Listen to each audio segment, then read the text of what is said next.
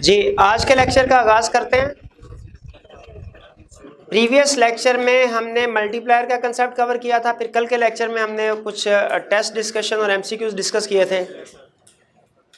आज के लेक्चर में स्टार्ट करने जा रहे हैं एक्सीलरेटर प्रिंसिपल। एक्सीलरेटर, ठीक है। देखिए, आपको पता है इकोनॉमिक्स में हमारा कंसेप्ट सिंपल ही होते हैं, लेकिन उनको प्रेजेंट थोड़ा हम जरा हाईटेक तरीके से करते हैं। जैसे लॉ ऑफ डिमांड है, आसान सा, जिसने इकोनॉमिक्स पढ़ी है उसको भी पता है, जिसने इकोनॉमिक्स नहीं पढ़ी उसको भी पता है, लेकिन हम प्रेजेंट करते हैं तो उसे फॉर्मल वे में प्रेजेंट करते हैं। उसी तरह मल्टीप्लायर का कंसेप्ट भी बहुत आसान, लेकिन आपको पता है कि हमने उसे फिर डायग्राम के जरिए से प्रेजेंट किया, सीखा। एक्सीलरेटर का कंसेप्ट भी बहुत ही आसान है, लेकिन हम जाहिर है उसको इकोनॉमिक्स में थोड़ा मुश्किल बना के प्रेजेंट करेंगे, ताकि पता चले ना इकोनॉमिक्स आसान सब्जेक्ट नहीं, मुश्किल है।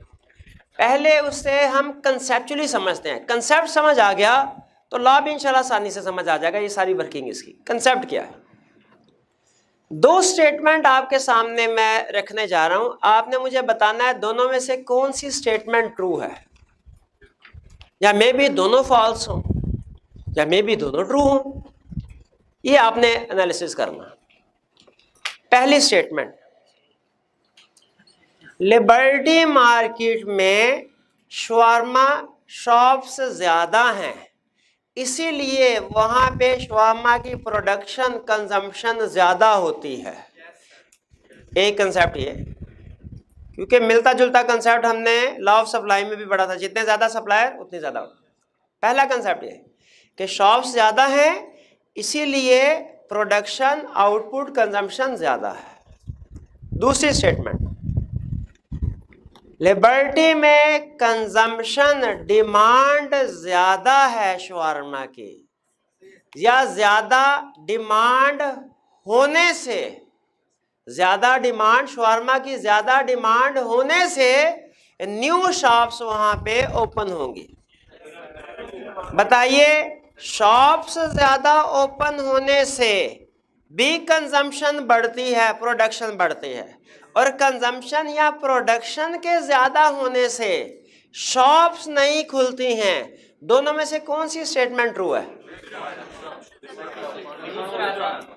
दोनों स्टेटमेंट ट्रू हैं।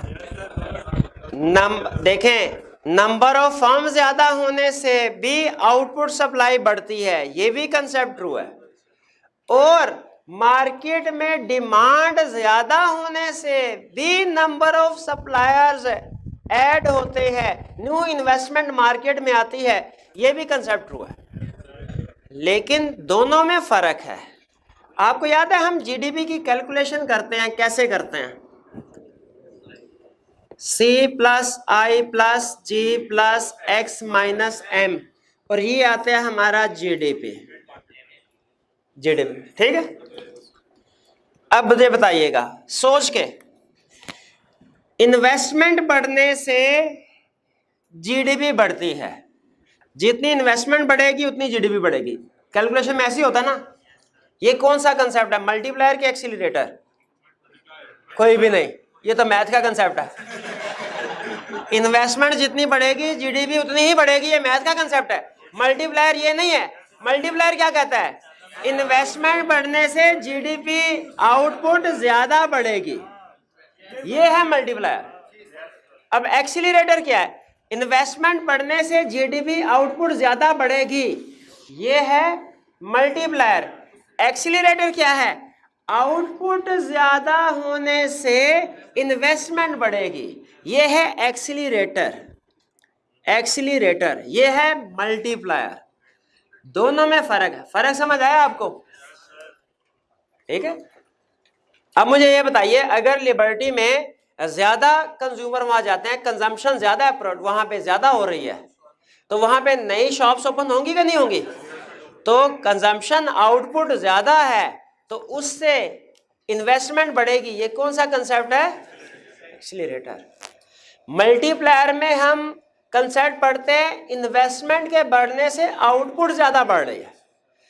यहां पे क्या पढ़ रहे हैं? एक्सीलरेटर में आउटपुट के बढ़ने से इन्वेस्टमेंट ज्यादा बढ़ रही है, इनकी वर्किंग समझ ले साइक्लिक है। यही हमारा कंसेप्ट है। क्या outputs are positively related to investment, यानी क्या कह रहा है, अगर आउटपुट बढ़ेगी इन्वेस्टमेंट भी बढ़ेगी, पॉजिटिवली रिलेटेड। और अगर आउटपुट कम होगी इन्वेस्टमेंट भी कम होगी, ये भी पॉजिटिवली रिलेटेड ही है। स्टूडेंट कहने लगा नहीं सर ये तो नेगेटिव रिलेटेड है। और नहीं, नेगेटिव रिलेटेड का मतलब होता है अपोजिट मूव होना। अगर दोनों बढ़ रही हैं ये भी पॉजिटिव रिलेशनशिप है, दोनों कम हो रही हैं ये भी पॉजिटिव रिलेशनशिप। तो एक्सीलरेटर प्रिंसिपल क्या है, आउटपुट के बढ़ने से इन्वेस्टमेंट, आउटपुट पहले है इन्वेस्टमेंट बाद में। मल्टीप्लायर में इन्वेस्टमेंट पहले है आउटपुट बाद में। कुछ बात समझ आई नहीं आई? चले explain with the help of table. Table बिल्कुल स्केड्यूल। टेबल में हमने सपोज किया, फर्ज किया क्या, अब देखिए साबित क्या करना है, मैंने पहले ये क्लियर हो जाए।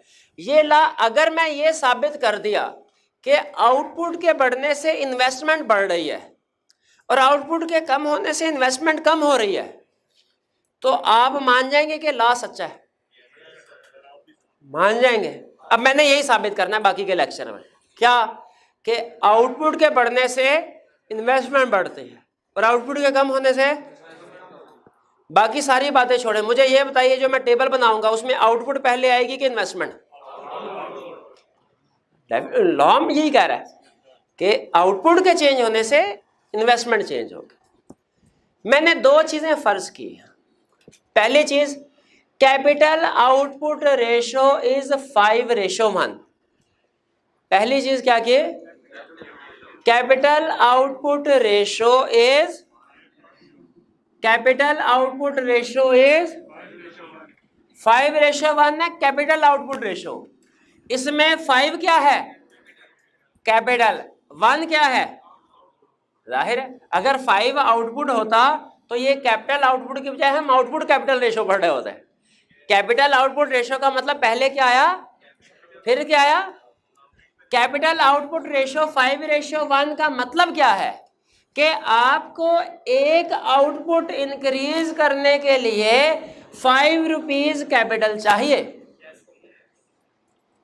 एक कैपिटल आउटपुट रेशो 5:1 का मतलब क्या है, एक आउटपुट के लिए कितना कैपिटल चाहिए। कैपिटल आउटपुट रेशो 1:7 का मतलब क्या है, 7 आउटपुट बढ़ाने के लिए एक कैपिटल।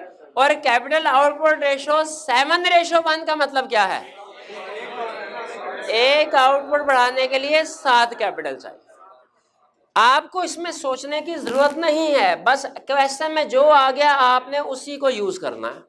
हमने ये नहीं सोचना कि एक कैपिटल आउटपुट रेशो 5:1 है, एक आउटपुट के लिए 5 कैपिटल चाहिए, एक आउटपुट के लिए 5 कैपिटल। हमने ये नहीं सोचना कि ऐसा कौन सा बिजनेस है जिसमें एक आउटपुट के लिए 5 कैपिटल चाहिए, होगा कोई ना कोई, हमें क्या इससे, ठीक है। कैपिटल आउटपुट रेशो क्या है,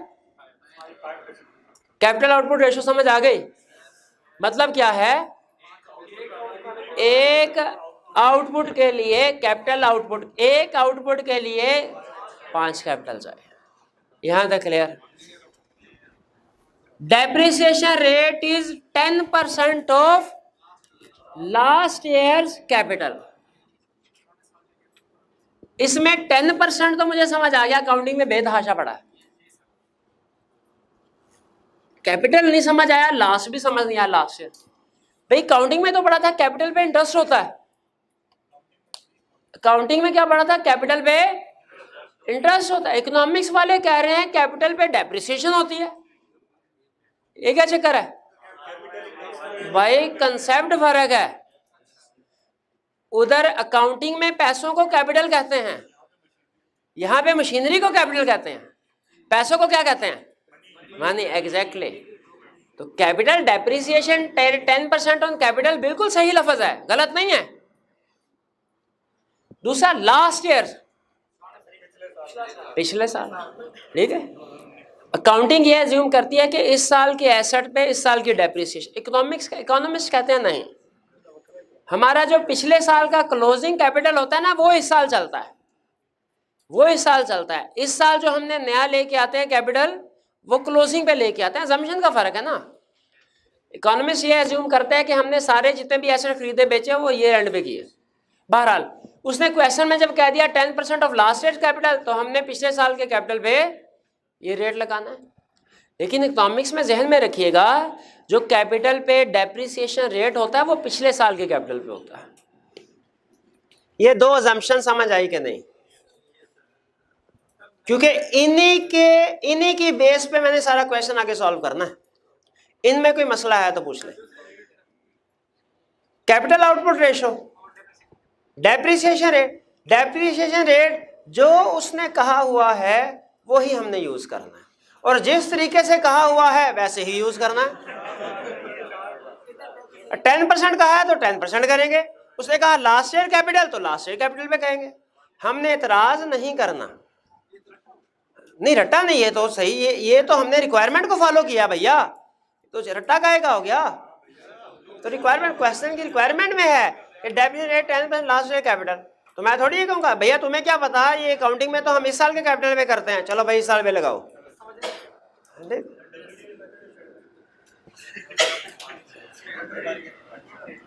स्ट्रेट लाइन अकाउंटिंग में मेंशन नहीं होता कौन सा मेथड है, स्ट्रेट लाइन ही करते हैं ना, तो हमें स्ट्रेट लाइन। क्वेश्चन में उसने 4 चीजें दी होंगी आपको, capital output ratio, depreciation rate, year और हर साल की आउटपुट, और कहेगा लो साबित करो। क्या साबित करना है? साबित क्या करना है कि आउटपुट इंक्रीज होने से इन्वेस्टमेंट भी इंक्रीज होती है। हम निकाल लीजिए, करते हैं। आउटपुट इंक्रीज हो रहा है, हम परसेंटेज में साबित करेंगे ये। आउटपुट इंक्रीज होने से इन्वेस्टमेंट इंक्रीज होती है, परसेंटेज में साबित करेंगे ये। ईयर 0 तो बेस बनाने के लिए, परसेंटेज एज कोई नहीं, कैलकुलेट ही नहीं हो सकती ना भाई, 0 में तो कैलकुलेट ही नहीं हो सकती ईयर 0 में। ईयर 1 में बताइए परसेंटेज चेंज इन इन्वेस्टमेंट कितनी है? 0%। ईयर 2 में कितनी है? 10%। ईयर 3 में कितनी है? 10। यही इसी को पकड़ना चाह रहा हूं। ओ भैया इधर इधर इधर आके बैठ, अरे भाई कैलकुलेटर लेके आ गया। ये आपने कैसे 10% कैसे कैलकुलेट हुआ भला? चेंज 10 डिवाइडेड बाय बेस क्या है? 100। जब 100 से 110 पे आया तो कितने परसेंट? 10 डिवाइडेड बाय 100, 10% आया। जब 110 से बढ़ के 120 आउटपुट हुई, कितने परसेंट चेंज आया? चेंज 10 डिवाइडेड बाय बेस क्या है? 110 मल्टीप्लाइड बाय 100, कितने परसेंट आया? 9.1। या बाकी एक स्टूडेंट बोले, बाकी सिर्फ कंफर्म करे कैलकुलेशन, भाई किसकी कैलकुलेशन अच्छी। हाँ बस आप बताएं, ठीक है। बाकी स्टूडेंट्स जो है वो कैलकुलेशन करके देखें, सही 9.1 नहीं है, थोड़ा बहुत राउंड ऑफ करते रहेंगे हम। हाँ बिल्कुल ठीक है, 1 नहीं करते यार, मेहरबानी आपकी जी। ईयर 4 में चेंज कितना हुआ? 10 का 10, तो परसेंटेज कैसे कैलकुलेट करेंगे? 10 डिवाइडेड बाय 120 मल्टीप्लाई बाय 100, कितना आया भैया? उसको जिम्मेदारी लगाई हुई है ना, उसको अदा करने दें। 8.33। फिर इसके बाद 130 से 120 जी भाई, 10 का चेंज है, 130 से डिवाइड करना है। भाई कैलकुलेट करके बता, मैं इतना बड़ा साइंसदान नहीं हूं। 7.7 गलत है, -7.7 है। अभी हमारा सारा लॉ गलत हो जाना था। -7 पॉइंट कैसे आया? 130 से चेंज होगी 120, -10 डिवाइडेड बाय 130 मल्टीप्लाइड बाय 100। इस कॉलम में कोई प्रॉब्लम है तो पूछ लीजिए, कोई प्रॉब्लम नहीं है। आगे चलें।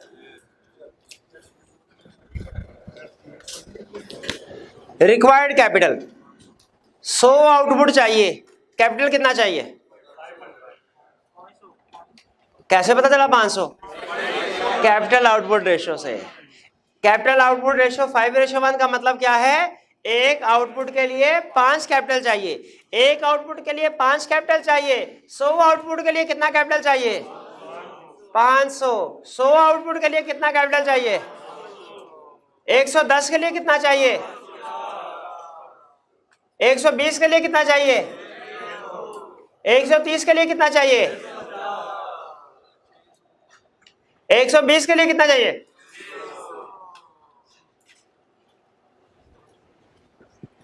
यहां तक क्लियर? समझ नहीं आई? कैपिटल आउटपुट रेशियो क्या है? कैपिटल आउटपुट रेशियो का मतलब क्या? नहीं अब ऐसे नहीं, अब पूरा समझाए। कैपिटल आउटपुट रेशियो का मतलब क्या? कि एक आउटपुट के लिए 5 कैपिटल चाहिए। कैपिटल आउटपुट रेशियो 5:1 में ये कैपिटल है, ये आउटपुट है। कैपिटल एक आउटपुट के लिए 5 कैपिटल चाहिए, एक आउटपुट के लिए 5 चाहिए। 100 आउटपुट के लिए कितना चाहिए? 500। 120 के लिए कितना चाहिए? 130 के लिए कितना चाहिए? क्लियर? रिक्वायर्ड कैपिटल आ गया। अब बताइए कि हमें, ये तो है पहले वाला तो 0 है, ईयर 1 में न्यू इन्वेस्टमेंट चाहिए कोई? नहीं चाहिए। ईयर 2 में कितनी चाहिए न्यू इन्वेस्टमेंट? 50। ईयर 3 में कितनी चाहिए नई इन्वेस्टमेंट? 50। ईयर 4 में कितनी चाहिए? 50। ईयर 5 में कितनी चाहिए? -50। ये देखिए, इसमें कोई प्रॉब्लम है तो पूछिए। ये रिक्वायर्ड कैपिटल दोबारा बता दूं? रिक्वायर्ड कैपिटल निकला कैपिटल आउटपुट रेशियो से। रिक्वायर्ड कैपिटल कहां से निकला? कैपिटल आउटपुट रेशियो से। कैपिटल आउटपुट रेशियो 5:1 का मतलब क्या है? एक प्रोडक्ट बनाने के लिए 5 कैपिटल चाहिए, तो 100 प्रोडक्ट बनाने के लिए कितना चाहिए? 110 के लिए कितना चाहिए? 5000 अब 110, 5000 अब 120, 5000 अब 130, 5000 अब 120, यही तो है।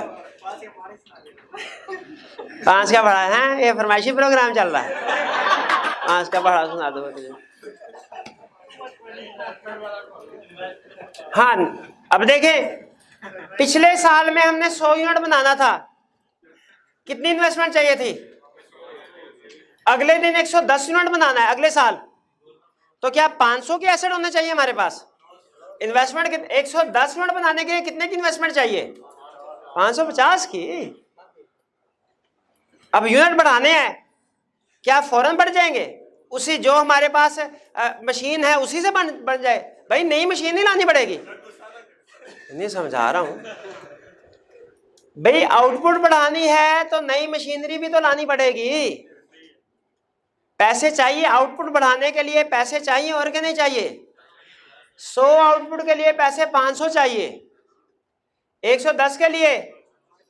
पिछले साल हमारे पास 500 थे, इस साल 550 करने हैं, तो कितने मजीद पैसे लेके आने हैं? क्लियर हुआ? 110 से 120 आउटपुट करना है, आउटपुट बढ़ानी है। 110 के लिए 550 कैपिटल चाहिए, 120 के लिए 600 चाहिए, घर से 50 रुपए लाने पड़ेंगे। ये है न्यू इन्वेस्टमेंट। क्लियर हुई है बात? न्यू इन्वेस्टमेंट क्लियर हुई? अब अगला कॉलम कौन सा है? इसकी डेप्रिसिएशन तो कोई नहीं, 0। पहले साल की डेप्रिसिएशन क्या है? कैसे कैलकुलेट हुआ भैया? 50 कैसे कैलकुलेट हुआ? 5% of last years capital. Last years capital कितना है? 5। ये है हमारा टोटल कैपिटल। ये है जो न्यू कैपिटल चाहिए, जो इस साल घर से लेके आना है। ये टोटल कैपिटल चाहिए, ये न्यू जो घर से लेके आना। डेप्रिसिएशन, डेप्रिसिएशन कितनी आएगी? 10% of last year capital. Last year का कैपिटल है 500। इस 50 को कैलकुलेट करते हुए 10% को हमने किससे ज़रब दिया भला? इससे नहीं, इससे। इस साल की depreciation 10% of last years capital. Last years capital लिखा हुआ है, लास्ट ईयर्स कैपिटल। इस साल की डेप्रिसिएशन कितनी होगी? 22 साल 600 पे 10% नहीं लगेगा। लास्ट ईयर्स कैपिटल कह दिया उसने 55। यहां पे लास्ट ईयर्स कैपिटल, यहां पे 65 क्यों, 60 क्यों नहीं? Last years capital. ठीक है, दो चीजें हमने सपोज की थी। पहली चीज इसके लिए और दूसरी चीज इसके लिए। देखिए टेबल समझ आया? नेगेटिव का मतलब ये है कि अब आपका बिजनेस जो है ना वो कम हो गया है। अब मशीन घर में लेके जानी हो तो ले जाए, अब ऑफिस में जरूरत नहीं है इसकी। ठीक है, अब देखें, अब मुझे जरा सोच के बताइए, पहले साल में कितने पैसों की जरूरत थी? दूसरे साल में हमें घर से कितने पैसे लेके आने चाहिए? 50 क्यों? कंसेप्चुअली पहले आंसर दें। पिछले साल कैपिटल चाहिए, पिछला 500, इस साल भी 500। आप मेरे ख्याल में तो घर से 0 रुपए लेके आने हैं, क्योंकि पिछले साल भी 500 था, इस साल भी 500। आप कहेंगे सर जो पिछला पूरा साल एसेट इस्तेमाल होता रहा है उसकी वैल्यू कम हुई है, वो वैल्यू जो है टॉप अप नहीं करनी, दोबारा रीफिल नहीं करनी, लेवल पे नहीं लाना। हमें हर साल डेप्रिसिएशन को भी तो रीफिल करना होता है। अगर आपके एसेट का लेवल सेम भी रखना है ना, एसेट का लेवल सेम, फिर भी आपको हर साल कुछ ना कुछ पैसे इन्वेस्ट करने पड़ते हैं। क्यों? ताकि जो एसेट डेप्रिशिएट हो रहे हैं उनको रिप्लेस किया जा सके। डेप्रिशिएटेड एसेट्स को भी देखिए, एक हमें बिजनेस में दो खर्चे करने पड़ते हैं। जो एसेट डेप्रिशिएट हो रहे हैं उनको रिप्लेस करना है, और दूसरा अगर बिजनेस ग्रो कर रहा है तो नए एसेट खरीदने हैं। घर से दो तरह के पैसे लेके आते हैं। अगर सेम लेवल पे भी हर साल हमने बिजनेस लेवल सेम पे रखा हो ना, फिर भी घर से पैसे लेके आएंगे। किस लिए? ताकि डेप्रिशिएटेड एसेट्स को रिप्लेस कर सके।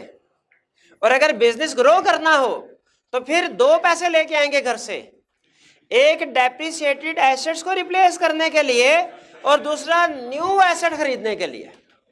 तो बताइए यहाँ पे जो हमने ग्रॉस टोटल इन्वेस्टमेंट चाहिए घर से पैसे लेके आने हैं, सिर्फ डेप्रिसिएशन के पैसे लेके आने हैं कि न्यू इन्वेस्टमेंट के भी? पहले बताइए ये कंसेप्ट समझ आया कि नहीं?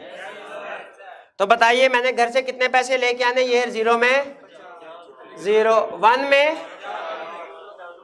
50, 2 में 3 में 4 में और इसमें। ठीक, कौन सा? 15। इन दोनों को ऐड किया हमने। ये दोनों पैसे वो हम कैलकुलेट कर रहे हैं टोटल पैसे घर से कितने लेके आने हैं, न्यू इन्वेस्टमेंट कितनी होनी चाहिए। इसके लिए हमने इन दोनों कॉलम को टोटल किया। ये वाला कॉलम इन दोनों कॉलम, ये कॉलम क्या है ये समझ आ गई? ये वो पैसे हैं जो हमने ग्रो बिजनेस कर रहा है तो लाने हैं, और ये वो है जो कि डेप्रिशिएटेड एसेट्स को रिप्लेस करने के लिए लाने हैं। ठीक है। अब क्या करना है, अब तो सबसे आसान काम परसेंटेज कैलकुलेट करनी है।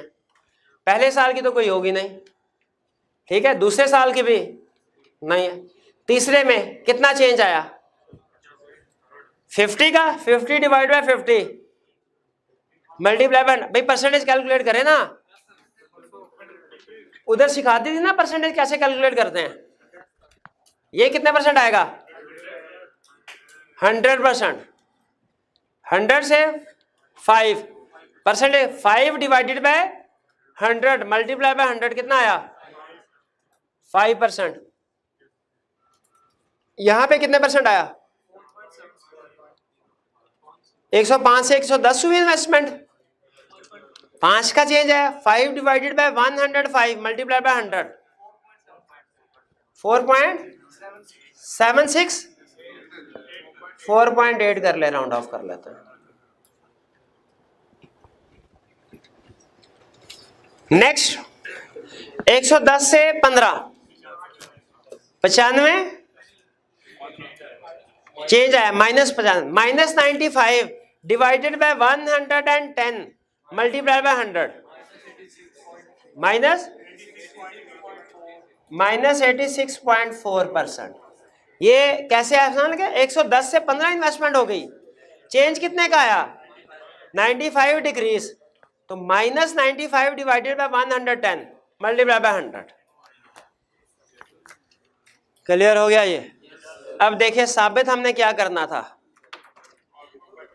आउटपुट बढ़ने से इन्वेस्टमेंट बढ़ती है, आउटपुट कम होने से इन्वेस्टमेंट कम होती है। ये देखिए आउटपुट बढ़ रही है,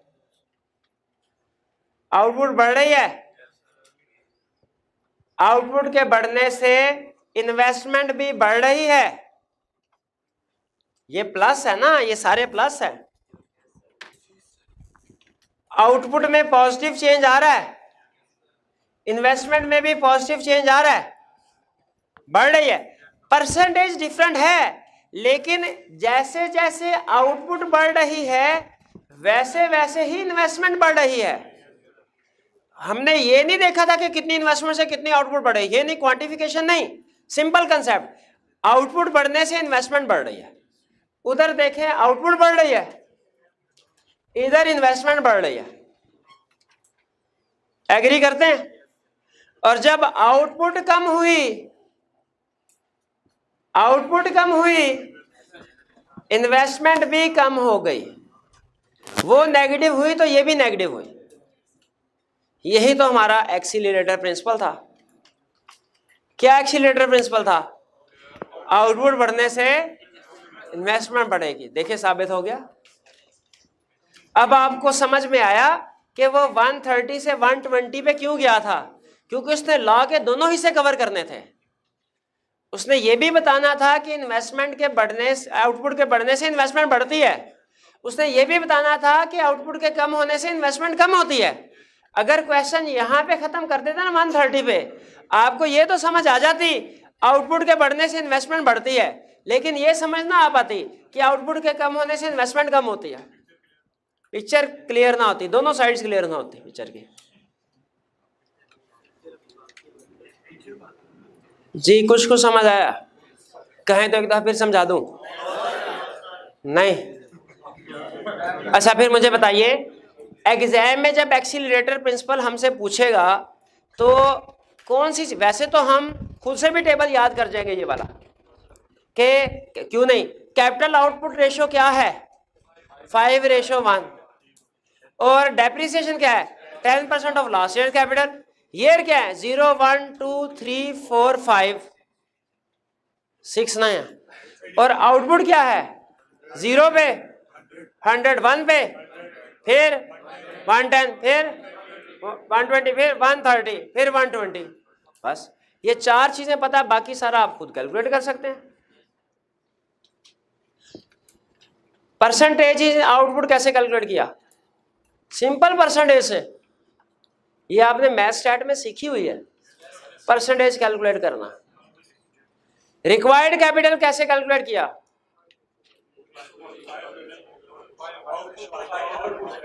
कैपिटल आउटपुट रेशो से। आउटपुट को कैपिटल वो रेशो से मल्टीप्लाई कर दिया। न्यू इन्वेस्टमेंट कैसे कैलकुलेट की? आउटपुट का डिफरेंस। ये हमें टोटल कैपिटल चाहिए उस साल में, 500 हमारे पास ऑलरेडी है, नया कितना चाहिए? 550 ऑलरेडी है, अगले साल नया कितना चाहिए? 50 600 डिफरेंस न्यू कैपिटल। डेप्रिसिएशन कैसे कैलकुलेट की? लास्ट ईयर के कैपिटल में। और घर से जो पैसे न्यू इन्वेस्टमेंट लेके आनी है, घर से पैसे जो ये टोटल इन्वेस्टमेंट लेके आनी है, जो घर से टोटल इन्वेस्टमेंट लेके आनी है, सिर्फ न्यू एसेट जो खरीदने हैं वो लेके आने हैं कि जो डेप्रिसिएट हो रहे हैं उनका रिप्लेसमेंट करने के लिए भी लेके आने हैं। तो देखिए टोटल इन्वेस्टमेंट में दोनों को ऐड किया, फिर परसेंटेज कैलकुलेट की उसकी। भाई कुछ को समझ आया? फिर से समझा दूं? नहीं? अच्छा चलिए आगे चलते। छोटे मोटे कंसेप्ट क्या? कैपिटल आउटपुट रेशो सेम रहनी चाहिए। कैपिटल आउटपुट रेशो क्या रहनी चाहिए? सेम रहनी चाहिए। ये तो मल्टीप्लायर में भी नहीं पढ़ा था कि कोई रेशो सेम रहनी चाहिए। वो शेख साहब वाली बात हुई थी कल परसों, मुझे याद है। मल्टीप्लायर में वो कौन सी असम्पशन थी जिसमें हमने कहा था सेम रहना चाहिए? Investment should be made repeatedly, ये अलग असम्पशन थे। Marginal propensity to save consume same रहनी चाहिए। यहां पे क्या असम्पशन है? कैपिटल आउटपुट रेशो हर साल देखिए सेम है, किसी साल चेंज तो नहीं की हमने। तो ये असम्पशन है, कैपिटल आउटपुट रेशो सेम रहनी चाहिए, सेम रहे। ये समझ आ गई? Increase in aggregate output result in increase in real profit. क्या कहना चाह रहा है? कह रहा है कि जब आउटपुट बढ़े तो फर्म को मुनाफा होना चाहिए। अगर आउटपुट बढ़ने से फर्म को नुकसान होगा, फर्म आउटपुट नहीं बढ़ाएगी। हम ये फिर साबित नहीं कर सकेंगे, क्योंकि आपको पता है क्या हमेशा आउटपुट बढ़ाने से मुनाफा होता है? वो हमने वो पढ़ा है कि marginal revenue marginal cost, marginal revenue ज्यादा होना चाहिए मार्जिनल कॉस्ट से, फिर प्रॉफिट होगा। अगर मार्जिनल कॉस्ट ज्यादा है मार्जिनल रेवेन्यू से, फिर लॉस होगा। उस सूरत में आउटपुट को हमें कम कर देना चाहिए। तो आउटपुट बढ़ने से दूसरी असम्पशन क्या है? फर्म को हमेशा क्या होता है? प्रॉफिट। क्योंकि अगर लॉस होगा तो फर्म आगे चलेगी नहीं। फर्म हमें कंसेप्ट समझाने के लिए अपना नुकसान थोड़ी करवाएगी। वो तो प्रॉफिट होगा तो फिर ही आगे चलेगी ना कहानी। Supply of money is available, factor of production are available. Output बढ़ानी है, पैसे चाहिए कि नहीं? कहता है ये पैसे अवेलेबल होने चाहिए। ये पैसे कहां से आएंगे? घर से। घर नहीं है तो बैंक से। अगर ना घर में पैसे हैं ना बैंक में पैसे हैं तो इन्वेस्टमेंट नहीं, तो इन्वेस्टमेंट नहीं आएगी। ये वाली इन्वेस्टमेंट कहां से आएगी? पैसों से। कह रहा है सप्लाई ऑफ मनी अवेलेबल हो और इन पैसों से आप लेबर को भी खरीद सके, हायर कर सके, फैक्टर ऑफ प्रोडक्शन भी अवेलेबल हो। भाई समझ आ रही है कि नहीं? नई इन्वेस्टमेंट करनी है, उसके लिए पैसे चाहिए कि नहीं? ये पैसे तो सप्लाई ऑफ मनी अवेलेबल हो। ये ना बैंक से हम पैसे ले जाए, बैंक के कोई पैसा नहीं देना। सप्लाई ऑफ मनी अवेलेबल हो, ये ना पैसे ले आए मार्केट में हमें कोई वर्कर ना मिले। बहुत बात ऐसा होता है काम का कारीगर ही नहीं मिलता, तो आपने दुकान चाहे अच्छी जगह पे खोली है, बड़ा टिप टॉप करके, उसको अच्छा वर्कर नहीं है, कोई नहीं आएगा, आउटपुट नहीं बढ़ सकेगी आपकी। तो उसने कहा सप्लाई ऑफ मनी, पैसे भी होने चाहिए, फैक्टर ऑफ प्रोडक्शन भी अवेलेबल होने चाहिए ताकि आप आउटपुट बढ़ाएं। यह है असम्पशन। भाई वो सुन ही नहीं रहे थे, मुझे सारा लॉ दोबारा पढ़ाना पड़ेगा। नहीं वो सुन ही नहीं रहा था। लॉ में क्या पढ़ रहे हैं? Accelerator principal. एक्सीलरेटर प्रिंसिपल क्या होता है? आउटपुट के बढ़ने से, आउटपुट और इन्वेस्टमेंट पॉजिटिवली रिलेटेड। आउटपुट के बढ़ने से इन्वेस्टमेंट बढ़ेगी।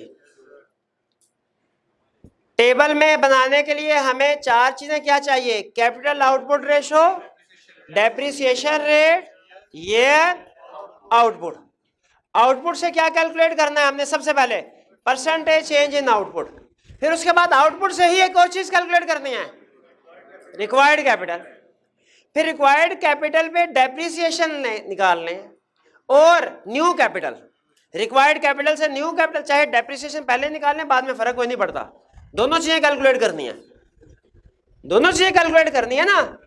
रिक्वायर्ड कैपिटल से हमने डेप्रिसिएशन भी, न्यू कैपिटल भी। न्यू कैपिटल कैसे कैलकुलेट होगा? टोटल कैपिटल का फर्क। डेप्रिसिएशन कैसे कैलकुलेट होगी? पिछले साल पे रेट लगाएंगे, दोनों को ऐड करेंगे, टोटल इन्वेस्टमेंट जो घर से लेके आनी है, टोटल इन्वेस्टमेंट, और फिर इसकी परसेंटेज कैलकुलेट कर ली। तो दोनों को, अच्छा कंपैरिजन किसको करना है? लॉ में जो कंपैरिजन करना है ना, वो इसको और इसको करना है। हमने सारा काम इन दोनों के लिए किया, ये तो पहले हैंड ही कैलकुलेट हो जाती है ना, ठीक है। टेबल होते ही पहला काम हम यही करते हैं, परसेंटेज इन आउटपुट कैलकुलेट करते हैं। Percentage change in investment calculate करने के लिए सारा हमें कैलकुलेशन करनी पड़ी। असम्पशंस क्या है एक्सीलरेटर प्रिंसिपल की? 4। पहली असम्पशन कौन सी है? Capital output ratio constant. दूसरी, आउटपुट बढ़ने से रियल प्रॉफिट होना चाहिए, लॉस नहीं होना चाहिए। तीसरी, सप्लाई ऑफ मनी भी अवेलेबल हो। चौथे, अब बस जरा ध्यान से सुनिएगा अगली बात, लिमिटेशंस। एक लिमिटेशन आसान है, एक थोड़ी ज्यादा आसान है। कौन सी पहले बताऊं? ज्यादा आसान वाली पहले। टाइम लग और भाई न्यू मशीनरी लाने में टाइम लगेगा और कुछ एडजस्टमेंट कॉस्ट भी होती है। जरा एडजस्टमेंट कॉस्ट सुनिए। अकाउंटिंग में अगर आप फिक्स एसेट कि आपने परचेजिंग की एंट्री की हुई है तो आपको पता होगा जब फिक्स एसेट परचेज करते हैं उसे इंस्टॉल भी करना पड़ता है, इंस्टॉलेशन कॉस्ट भी होती है जिसे कैपिटलाइज करते हैं। तो कहते हैं वो किधर है? 50 रुपए का तो नया कैपिटल नया इन्वेस्टमेंट आ गई ना, इसकी इंस्टॉलेशन कॉस्ट किधर है? वो एडजस्टमेंट का एज्यूम किया, वो यही कह रहा है इसमें एडजस्टमेंट कॉस्ट हम लोगों ने कंसीडर ही नहीं की। और दूसरा, मशीनरी आने में बाजुकात मशीनरी साथ वाली दुकान से मिल जाती है, बाजुकात बाहर के मुल्क से इंपोर्ट करनी पड़ती है, जर्मनी से, ठीक है। उसमें टाइम लगेगा किसमें? मशीनरी इंस्टॉल करने में, और उसकी इंस्टॉलेशन कॉस्ट भी आपने कंसीडर नहीं की। हमने कहा अच्छा अब सुने, limit existence of spare capacity क्या कह रहा है? स्पेयर कैपेसिटी होगी तो एक्सीलरेटर काम करेगा, के कह रहा है स्पेयर कैपेसिटी होगी तो एक्सीलरेटर काम नहीं करेगा। मैं पहले सोच लूं, मल्टीप्लायर में क्या रूल था? मल्टीप्लायर में रूल था कि स्पेयर कैपेसिटी होगी तो मल्टीप्लायर काम करेगा। फुल कैपेसिटी पे, फुल एम्प्लॉयमेंट में मल्टीप्लायर काम, मल्टीप्लायर का रूल क्या है? स्पेयर कैपेसिटी होगी तो काम करेगा। इसका रूल क्या है? स्पेयर कैपेसिटी होगी तो काम नहीं करेगा। नहीं समझ आई भाई? अगर स्पेयर कैपेसिटी है तो उसी में से चीजें बनाएगा ना, नई मशीनरी थोड़ी लाएगा। एक्सीलरेटर मल्टीप्लायर में फर्क है। मल्टीप्लायर क्या है? स्पेयर कैपेसिटी होगी तो चलेगा मल्टीप्लायर। एक्सीलरेटर क्या है? स्पेयर कैपेसिटी होगी तो मल्टीप्लायर। यहां पे टॉपिक खत्म हो गया, लेकिन एक क्वेश्चन हमारे माइंड में छोड़ गया। इसका मतलब यह हुआ कि स्पेयर कैपेसिटी पे मल्टीप्लायर काम करेगा, एक्सीलरेटर नहीं करेगा। फुल कैपेसिटी पे एक्सीलरेटर काम करेगा। वापस आते हैं आपका पहले क्वेश्चन की तरफ जो लेक्चर के स्टार्ट में पूछा था। क्वेश्चन मेरा ये था कि इन्वेस्टमेंट बढ़ने से आउटपुट बढ़ेगी। दूसरी स्टेटमेंट, आउटपुट बढ़ने से इन्वेस्टमेंट बढ़ेगी। क्या प्रैक्टिकल? दोनों स्टेटमेंट बताइए ट्रू है कि फॉल्स है? ट्रू है ना। इन्वेस्टमेंट बढ़ने से आउटपुट ज्यादा बढ़ती है, मल्टीप्लायर। आउटपुट बढ़ने से इन्वेस्टमेंट बढ़ेगी, एक्सीलरेटर। बताइए प्रैक्टिकली इकोनॉमी में मल्टीप्लायर अलग, एक्सीलरेटर अलग काम करेंगे यदि जब मल्टीप्लायर होगा एक्सीलरेटर नहीं? कि दोनों इकट्ठे काम कर रहे होंगे? इकट्ठे काम कर रहे होंगे। इन्वेस्टमेंट बढ़ने से, ये सर्कल होता है, इन्वेस्टमेंट बढ़ने से आउटपुट बढ़ती है, आउटपुट बढ़ने से इन्वेस्टमेंट बढ़ती है, फिर इन्वेस्टमेंट बढ़ने से आउटपुट बढ़ती है, आउटपुट बढ़ने से नहीं, अभी नहीं, ये देखें, अभी नहीं, मुझे अच्छा नहीं लगा, अभी कोई मजेदार नहीं लगा। अब देखें,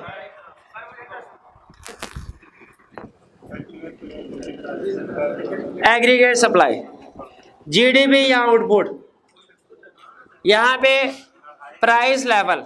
अब देखें, इकोनॉमी यहाँ पे है, इन्वेस्टमेंट बढ़ाएंगे, इन्वेस्टमेंट बढ़ाने से आउटपुट बढ़ेगी, आउटपुट बढ़ाने से इन्वेस्टमेंट बढ़ेगी। ये मल्टीप्लायर एक्सीलरेटर को मिला रहा हूं मैं। इन्वेस्टमेंट बढ़ने से आउटपुट बढ़ रही, आउटपुट बढ़ने से इन्वेस्टमेंट बढ़ रही, इन्वेस्टमेंट बढ़ने से आउटपुट बढ़ रही, आउटपुट बढ़ने से इन्वेस्टमेंट बढ़ रही।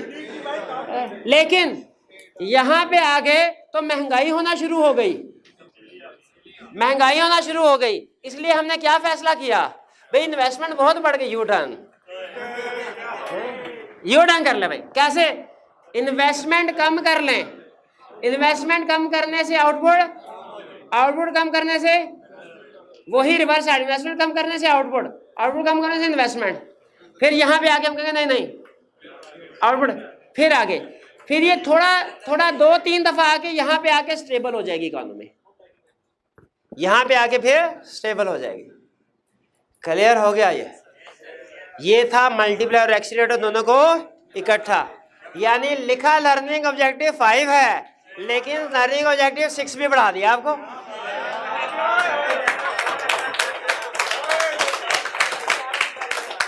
अब आपने घर जाके क्या करना है भला? खूब सोना है। हाँ जी। और उसके बाद चैप्टर कंप्लीट हो गया हमारा। इसके एंड पे क्वेश्चन है, लर्निंग ऑब्जेक्टिव 5 के एंड पे क्वेश्चन नंबर है 13। ये क्वेश्चन आपने रिटन फॉर्म में अटेम्प्ट करके लाना है, और चैप्टर 7 के एमसीक्यू सारे अटेम्प्ट करके लाने हैं। ठीक है, ये 2 काम कर लेंगे। अच्छा, ये टेबल समझ आ गया कि दोबारा समझा दूं? अच्छा, चलें ठीक।